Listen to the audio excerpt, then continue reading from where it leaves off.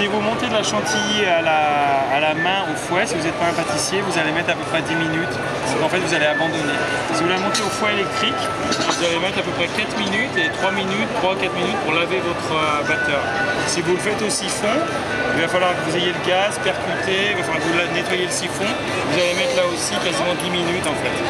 Là, l'intérêt, c'est qu'on va faire de la crème chantilly en 30 secondes, sans électricité, sans gaz. Comment ça marche? Il y a 3 billes, donc c'est notre brevet spécifique. 3 billes spéciales en silicone qui sont réutilisables à l'infini. Et ce bocal. Vous mettez de la crème liquide normale. Donc ce que j'appelle la crème liquide normale, c'est la crème entière. Malheureusement, ça ne marche pas avec de la crème allégée.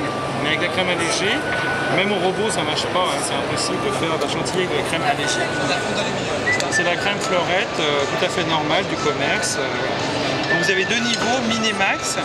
Si vous mettez un max, en fait, la crème, une fois faite, ça va remplir complètement le...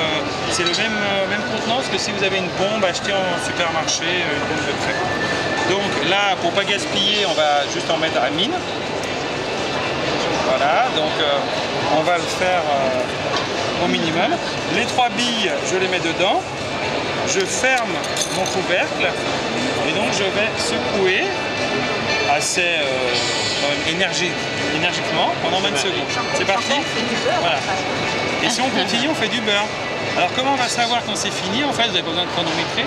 Mais quand vous secouez au début, vous entendez les billes qui tapent sur le couvercle. Et au bout d'un moment, vous allez entendre qu'il n'y a plus de bruit.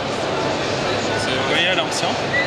L'intérêt aussi, c'est que vous pouvez faire sur table au dernier moment et surtout tout le monde va vouloir le faire. C'est ça, c'est drôle. On est à combien? 24, 25. Je m'arrête à 25.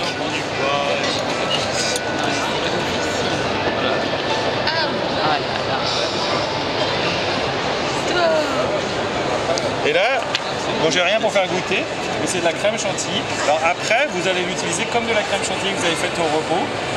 Donc soit à la poche à douille, soit étalée, soit pour faire des fruits. L'intérêt, c'est que si vous êtes autour de la table, les gens vont pouvoir faire leur propre crème chantilly à table. C'est assez logique.